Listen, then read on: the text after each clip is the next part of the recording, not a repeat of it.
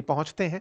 भारत के प्रधानमंत्री का वहां भव्य स्वागत होता है। G7 की मीटिंग में वर्ष 2018 से भारत इनवाइटेड है और भारत इस बार भी यहां जब पहुंचता है तो बढ़िया ग्रीटिंग्स के साथ मुलाकात कनाडा पीएम के साथ होती है और मुलाकात का परिणाम यह निकलता है कि दोनों देश अपने रिश्तों को पुनः बहाल करने पर सहमत हो जाते हैं।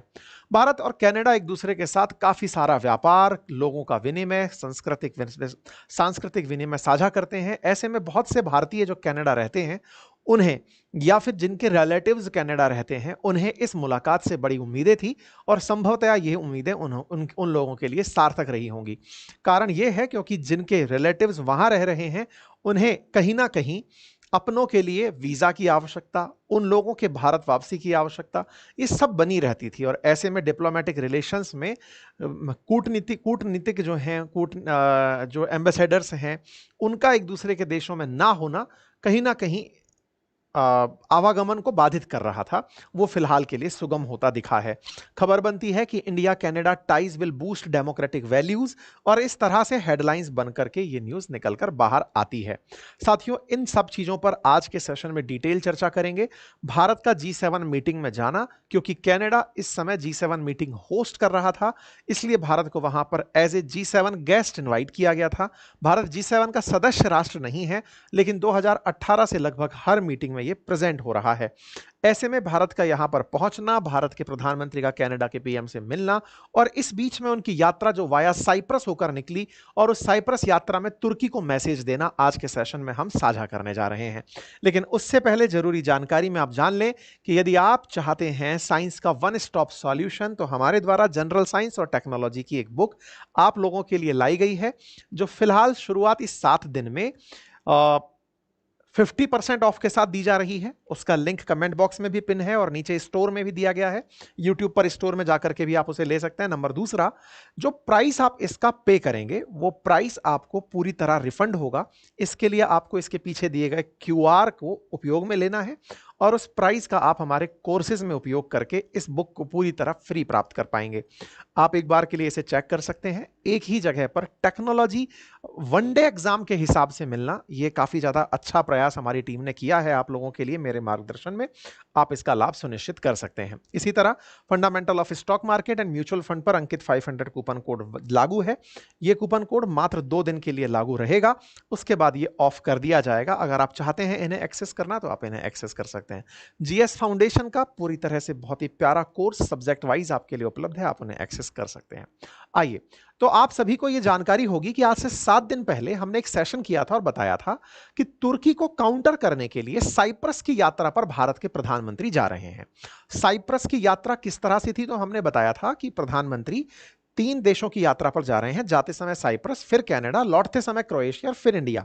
हमने ये जानकारी देते हुए बताया था कि भारत के प्रधानमंत्री की यात्रा रविवार से शुरू होगी, फिर आप कनाडा जाएंगे और वहां से लौटते समय फर्स्ट विजिट क्रोएशिया की करते हुए भारत वापस लौटेंगे। साइप्रस की यात्रा मायने क्यों रख रही थी? क्योंकि साइप्रस असल में तुर्की के साथ दुश्मनी रखता है। साइप्रस और तुर्की की जो दुश्मनी है वो भारत के लिए बहुत बड़ा पॉइंट बन चुकी है। और वो किस तरह से बन चुकी है, इसे आप ऐसे समझें कि भारत ये मानता है, ये जानता है कि जो साइप्रस है इस पर तुर्की का जबरन कब्जा है। लगभग 1/3 हिस्सा तुर्की ने कब्जाया हुआ है। ऐसे में जिस क्षेत्र को तुर्की ने कब्जाया हुआ है उसके खिलाफ भारत का साइप्रस के साथ खड़ा हो जाना, ये एक सिंबॉलिक मैसेज वैसे ही देता है जैसे पाक ऑक्यूपाइड कश्मीर के केस में कश्मीर का मामला लेते हुए पाकिस्तान के साथ तुर्की आकर खड़ा होता है। भारत वैसा ही करते हुए साइप्रस पहुंचते हैं। भारतीय प्रधानमंत्री वहां पर हाईएस्ट सिविलियन जो अवार्ड है, grand cross of order of Makarios, वो प्राप्त करते हैं और साथ में उस जगह को देखने जाते हैं, उस जगह खड़ा होकर के जहां से तुर्की दिखाई देता है कि यह क्षेत्र तुर्की के कब्जे में है। असल मायने में वो क्षेत्र देखना मायने क्यों रखता है? क्योंकि भारत साइप्रस को सुरक्षा में भी सहयोग दे रहा है। डिफेंस के सेक्टर में भी भारत साइप्रस को निवेश करेगा, यानी कि इनके साथ डिफेंस इक्विपमेंट साझा करेगा। ऐसे में अगर भारत के प्रधानमंत्री इस जगह पहुंचकर साइप्रस की तरफ उस क्षेत्र को ऑब्जर्व कर रहे हैं जो तुर्की के कब्जे में है, तो यह अपने आप में एक बहुत बड़ा सिंबॉलिक दृश्य माना गया कि हम तुर्की को बताने चले गए कि आप जैसा करेंगे वैसा हम भी करते हुए देखे जाएंगे।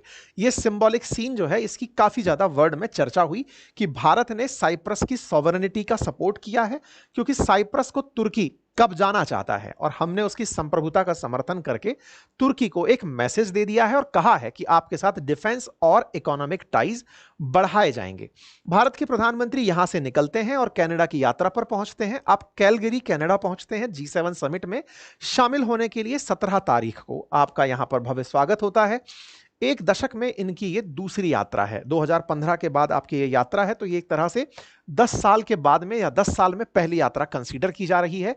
आप कनाडा में पहुंचते हैं, आपकी कुछ तस्वीरें निकल कर आती हैं। जिस जगह ये बैठक हो रही है वो पहाड़ियां हैं, कनास्क की पहाड़ियां, और इस जगह पर 7 देश जो G7 कंट्री ओरिजिनल मेंबर हैं वो तो प्रेजेंट थे ही, साथ ही साथ गेस्ट कंट्रीज भी इनवाइट किए गए थे। यहां पर ग्लोबल इश्यूज जैसे कि इकोनॉमी, क्लाइमेट चेंज, सिक्योरिटी और हेल्थ पर चर्चा होती है। G7 में Canada, Germany, Italy, France, UK, US और जापान शामिल होते हैं। ये देश दुनिया की 10% आबादी रखते हुए 31% जीडीपी पर अपना नियंत्रण रखते हैं।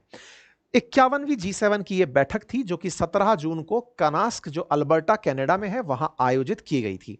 यह तस्वीर है, इसके अंदर आप जो 7 लोगों के अलावा 2 अन्य लोग देख रहे हैं, उनमें यूरोपियन यूनियन को रिप्रेजेंट करने वाले उर्सुला वॉन डेन और कोस्टा वॉन डेर लेयन शामिल हैं। इन 7 लोगों के साथ जो दूसरी तस्वीर निकल कर आती है, हालांकि उस समय तक ट्रंप जा चुके थे, उसके बाद जो तस्वीर निकल कर आती है उसमें आप प्रधानमंत्री के साथ में दुनिया के वर्ल्ड लीडर्स को इस तस्वीर में देख सकते हैं। इन वर्ल्ड लीडर्स में आप फ्रंट रो में खड़े हुए मैक्सिमम जो प्रतिनिधि पहचान पाएंगे, उनमें से बीच में मार्क कार्नी खड़े हैं। और मार्क कार्नी जो कि कनाडा के पीएम हैं, उन्होंने यूक्रेन को इनवाइट किया हुआ था। यहां पर यह सिंबॉलिक है समझना कि यूक्रेन बिल्कुल मार्क कार्नी के बगल में है या जेलेंस्की बिल्कुल बगल में है। इसका मतलब G7 सपोर्ट करता है यूक्रेन का। आपको याद होना चाहिए कि G8 जब हुआ करता था तब यहां पर रूस शामिल हुआ करता था। 2014 में जब रूस ने यूक्रेन के क्रीमिया को कब्जा कर लिया था, उस समय G8 में से रूस को हटा दिया गया था, तब जाकर ये G7 कंट्री बचे थे। और उन G7 कंट्रीज के द्वारा यूक्रेन को इनवाइट किया जाना यह दर्शाता है कि हमने तुम्हारे लिए रूस को बाहर निकाला है। तो इसलिए ये फ्रंट पंक्ति में आपको खड़े दिखाई दे रहे हैं। सेकंड पंक्ति में जो दिखाई दे रहे हैं उसमें भारत के प्रधानमंत्री शामिल हैं। तो यूएन के चीफ एंटोनियो गुटेरस शामिल हैं, रामाफोसा साउथ अफ्रीका से, साउथ कोरिया से, ब्रिटेन से, Ursula von der World Bank के जो चीफ हैं, ये सब आपको सेकंड पंक्ति के अंदर खड़े हुए दिखाई दे रहे हैं। इसके बाद भारत के प्रधानमंत्री ने एंथनी अल्बनीज के साथ में बातचीत करी, जो कि ऑस्ट्रेलिया के पीएम हैं। उसके साथ साथ भारत के प्रधानमंत्री के द्वारा साउथ अफ्रीका के सिरिल रामाफोसा जो प्रेसिडेंट हैं, उनके साथ बातचीत होती है। मैक्सिको के प्रेसिडेंट के साथ बातचीत होती है, क्लाउडिया शेनबॉम के साथ, और इन तस्वीरों को प्रधानमंत्री साझा करते हैं। इसी के साथ साथ चांसलर जो फ्रेडरिक मर्ज हैं, जो कि जर्मनी के हैं, उनसे आपकी मुलाकात होती है। मिस्टर ली जो कि प्रेसिडेंट हैं साउथ कोरिया के, उनसे आपकी मुलाकात होती है। साथ ही साथ कीर स्टारमर के साथ जो कि ब्रिटिश पीएम हैं, उनके साथ ही साथ इमानुएल मैक्रोन के साथ और जॉर्जिया मेलोनी के साथ आपकी मुलाकात होती है। और साथ में प्रधानमंत्री शिगेरू इशुबु जो कि जापान के प्रधानमंत्री हैं, उनके साथ में प्रधानमंत्री की मुलाकात होती है। इस तरह से भारत की काफी सारी मुलाकातें यहां पर मायने रखती हुई दिखाई दे रही हैं। यहां पर साथ ही साथ यूरोपियन काउंसिल के मतलब जो भी प्रधानमंत्री की मुलाकात है वो सारी की सारी तस्वीरों के माध्यम से यहां पर दिखाई गई। ये राउंड टेबल एक मीटिंग थी जो कि वर्ल्ड के लीडर्स ने आपस में G7 के अंदर economy, climate change, global progress, इन सब के लिए कितनी महत्वपूर्ण है उसको लेते हुए चर्चाएं की थी। ठीक है, G7 समिट हुई जिसके अंदर बहुत सारी बातें हुई, उसको प्रधानमंत्री ने कुछ इस तरह से साझा किया। उन तस्वीरों के माध्यम से कि क्या क्या बातें हुई, किस तरह से बातें हुई, वो तस्वीरें प्रधानमंत्री के द्वारा साझा की गई। G7 की इस बैठक से ज्यादा भारत के लिए कनाडा के साथ जो बातचीत थी वो महत्व रखती थी। ऐसे में प्रधानमंत्री की जो मार्क कार्नी जो ब्रिटिश पीएम है, उनके साथ बातचीत केंद्र में रही। मार्क कार्नी और प्रधानमंत्री की बातचीत मीडिया में काफी अच्छा कवरेज पाई। इसमें प्रधानमंत्री का यह कहना कि मैं G7 के अंदर आमंत्रित होकर के बहुत ही भाग्यशाली महसूस कर रहा हूं। मुझे 2015 के बाद एक बार फिर कनाडा आने का मौका मिला है, कनाडा के लोगों से मिलने का अवसर मिला है, और फिर से हम लोग हाई कमिश्नर को फिर से बहाल करने पर सहमत हो गए हैं। हाई कमिश्नर बंद कब हुए थे? जब आतंकी निज्जर की हत्या हुई थी, और उस समय ट्रूडो ने भारत को इसके लिए जिम्मेदार ठहरा दिया था। भारत को जिम्मेदार ठहराते हुए दोनों देशों ने, उधर कनाडा ने भारतीय हाई कमिश्नर को और भारत ने इन कैनेडियन डिप्लोमेट्स को देश से निकाल दिया था। दोनों तरफ से काफी ज्यादा तलखी रही और उन तलखियों को हमने अपने कई सेशंस में डील भी किया है। भारत ने कनाडा के साथ संबंध तोड़े, ट्रूडो के साथ पास कोई वो नहीं था। ये काफी ज्यादा इवन G20 के अंदर भी ये मुद्दा काफी ज्यादा गरमाया रहा, क्योंकि कनाडा बार बार दुहाई देता रहा कि हम डेमोक्रेटिक वैल्यूज को फॉलो करते हैं, रूल ऑफ लॉ को फॉलो करते हैं, आप हमारे देश में किसी और व्यक्ति को कैसे मरवा सकते हैं। भारत हमेशा सबूत मांगता रहा, कनाडा के पास वो पर्याप्त मात्रा में उपलब्ध नहीं थे, लेकिन हां, वो अपनी पॉलिटिक्स को चमकाए रखने के लिए ट्रूडो लगातार खालिस्तानियों का साथ और समर्थन लेते रहे और उन्हें अपनी साथ देते रहे। परिणाम ये निकला कि ट्रूडो की तो लोकप्रियता घटी ही, साथ ही साथ जिस जगमीत ने इनका साथ दिया था उस समय पर, वो भी अपनी पॉलिटिकल जमीन खो बैठे। कुल मिलाकर कनाडा के लोगों को यह समझ में आया कि खालिस्तानियों को समर्थन देना उनके लिए किसी भी तरह का फायदे का सौदा नहीं निकला। पॉलिटिक्स में जब ये रिजल्ट चुनावों के आए तब ये समझ में आया, ना तो ट्रूडो बचे, हालांकि ट्रूडो की पार्टी से मार्क कार्नी जरूर हैं, लेकिन ये बहुत बड़े अर्थशास्त्री हैं, पढ़े लिखे विद्वान व्यक्ति हैं, इनकी सेवाएं ब्रिटेन तक ले चुका है। ऐसे में इनका यहां आना और कैनेडियंस का कनाडा के लिए इनके बारे में, मतलब इनके साथ होना, एक तरह की काफी बड़ी प्रोग्रेसिव थॉट मानी जा रही है। जो खालिस्तान के मुद्दे को गरमा के भारत के साथ विवाद को लेकर कनाडा में जगमीत चल रहे थे, वो भी अपने मामले में फेल हो गए हैं, यानी कि राजनीति में अपना स्थान मजबूती से नहीं रख पाए हैं। खैर, दोनों देशों के बीच में बातचीत होती है, मार्क कार्नी के द्वारा अपनी तरफ से ट्वीट किया जाता है, भारत के द्वारा अपनी तरफ से, कनाडा सरकार की तरफ से प्रॉपर एक मीटिंग जेस्चर जारी होता है। दोनों ने बातें बताई कि हम लोगों ने क्या क्या बातचीत की।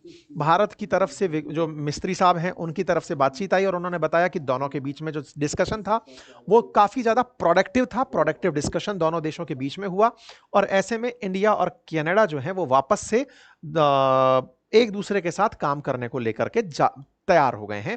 दोनों एक दूसरे के साथ आगे बढ़ेंगे। मार्क कार्नी से जब निज्जर के मामले में सवाल पूछा गया तो उन्होंने कहा कि I need to be careful about further commentary. क्योंकि जुडिशियल प्रोसेस अंडरवे है, तो मैं इस पर बोलने से फिलहाल बचूंगा।